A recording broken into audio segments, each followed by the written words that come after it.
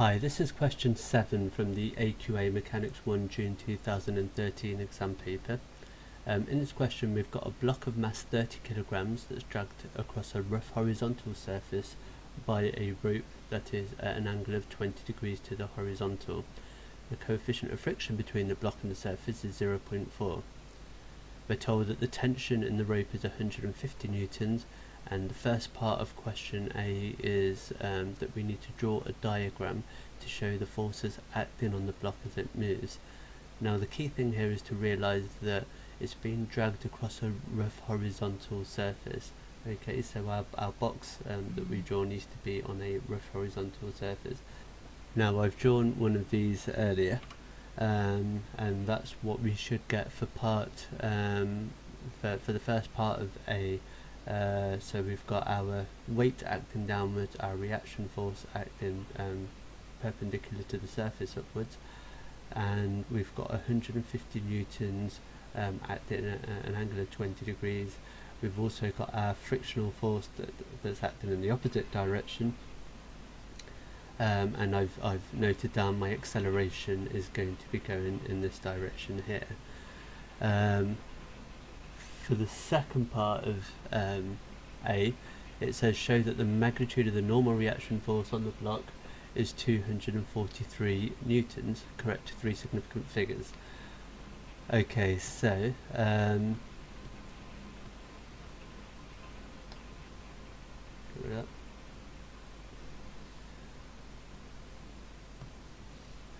Right. So if we look at this horizontally, so I'm just going to write over here, so we've got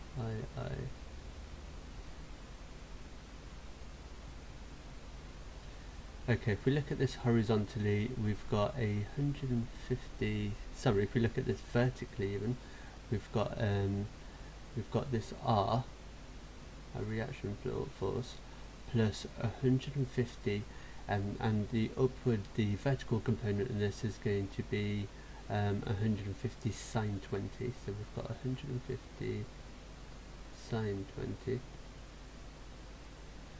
and because it's in equilibrium, that's going to be equal to 30 G.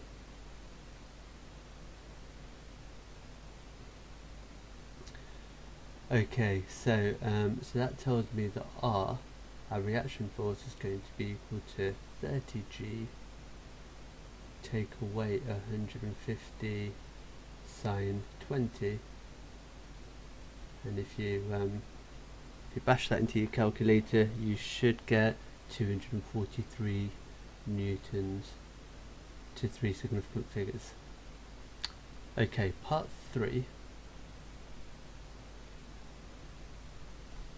says find the magnitude of the friction force acting on the block. So we know that our friction force, because this is dynamic, it's moving, our friction force is going to be equal to mu, which is the coefficient of friction, times by our reaction force, and we're told that the coefficient of friction is going to be 0.4, so I basically need to do 243 times by 0.4.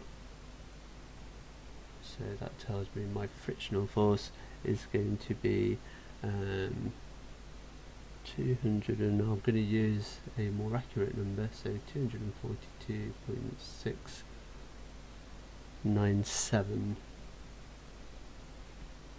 which is the reaction force, times by the coefficient of friction, which is 0.4, and that tells me that my frictional force is in fact going to be 97.1 newtons to 3 significant figures. Okay, and part 4 says find the acceleration of the block. Well, if we now look at it horizontally, I can use the fact that the resultant force is going to be equal to mass times acceleration. Our resultant force is going to be the tension coming horizontally, which is going to be 150 cos 20,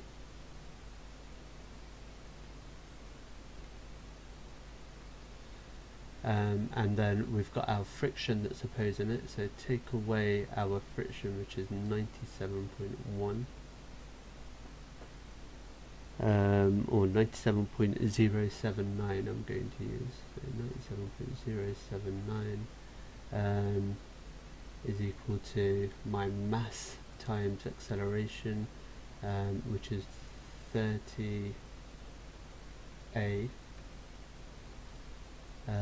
So that tells me that A is going to be equal to this here divided by 30, which works out to be 1.46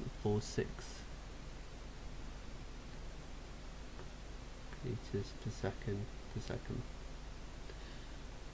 Okay, so that's part A. Now part B, and I'm just going to tidy it before we carry on. Okay, in part B, when the block is moving, the tension is reduced, so the block moves at a constant speed, with the angle between the rope and the horizontal unchanged. So this angle is still going to stay at 20 degrees. We want to find the tension in the rope when the block is moving at this constant speed. Now the key thing to realise here is that this is now going to not going to be 150 newtons anymore, which means that our reaction force is going to have to change, because our reaction force was based, our calculation for the reaction force was based on this being 150 newtons, and because our reaction force has now changed, our frictional force is also going to change, because that was based on our reaction force. So we need to go back a little bit now, and we need to work out what our reaction force is. So we said that our reaction force is going to be equal to 30g take away 150 sine 20, but because this is now not 150, it's been reduced, we'll call it T. So I'm just going to put a line through that and call this T. So that means that our reaction force is going to be equal to 30g take away T sine 120. Okay, and we can't simplify that further because we don't know what the tension is, but we can now write down what the frictional force is, because that's still going to be a coefficient of friction of 0.4, so we can still multiply this by 0.4. So we're going to do mu times r. R is this now, so we want to times it by 0.4, and that gives us, what, 0.4 times by 30g is 12g, take away 0.4 t sine 120. Okay, so now this is a an expression for our frictional force. Okay, and again we can't work out what that is because we don't know what the tension is, but now we know that this is now going to be in equilibrium, so that means that this frictional force must be equal to T cos 20, because that's the force acting horizontally in this direction, and because it's in equilibrium, because it's going at a constant speed, they have to be equal to each other. So I can say that T cos 20 is going to be equal to my frictional force, which is 12g take away 0.4 t sine 120. Okay, one of the things we can do now is we can start working out bits of these and then manipulate it to work out what t is, but I'm going to rearrange it to make t the subject. So I'm going to say that t cos 20 plus 0.4 t sine 120 is going to be equal to 12g.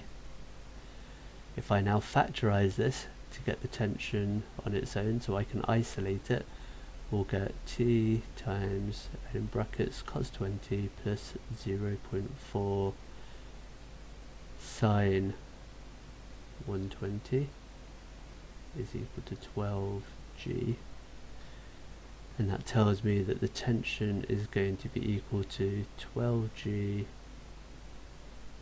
all over this here, cos 20 just 0.4 sine 120.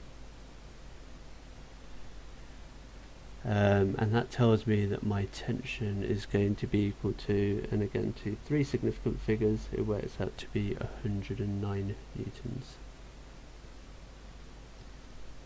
Okay.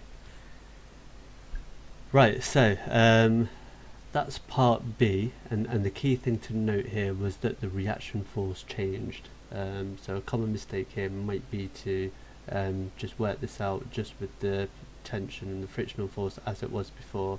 Frictional force changed because the reaction force changed. Okay, finally part C. If the block were to move at a greater constant speed, again with the angle between the rope and the horizontal unchanged, how would the tension in the case compare to the tension found in part B? Well,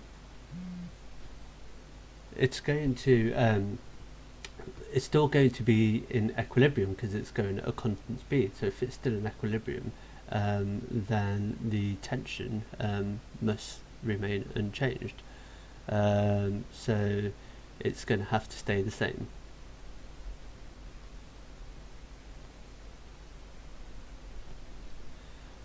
Okay, I hope that was useful. Take care, I'll see you again soon.